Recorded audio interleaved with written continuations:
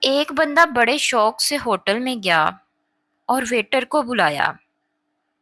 بھائی، ایک زبردست سی بریانی لے آؤ، آج دل خوش کرنا ہے۔ ویٹر گیا، تھوڑی دیر بعد آیا اور بولا، سر معذرت، بریانی ختم ہو گئی ہے۔ بندہ تھوڑا مایوس ہوا مگر بولا، چلو ٹھیک ہے، قورمہ لے آؤ۔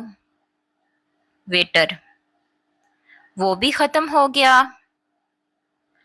اب بندہ تھوڑا غصے میں آیا، اچھا چکن کڑھائی لے آؤ۔ ویٹر نے سر کھجاتے ہوئے کہا، سر وہ بھی ختم ہو گئی ہے۔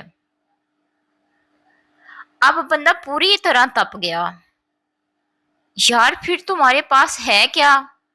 میں یہاں کھانے آیا ہوں یا مذاق کرنے؟ ویٹر بڑے سکون سے مسکرایا اور بولا، سر ہمارے پاس ایک ہی چیز بچی ہے۔ بندہ فوراً بولا، کیا؟ ویٹر، امید، اور وہ بھی آپ کے ساتھ ختم ہو رہی ہے۔ مزید اچھی ویڈیوز کے لیے میرے چینل کو لائک، سبسکرائب اور شیئر کریں۔ شکریہ۔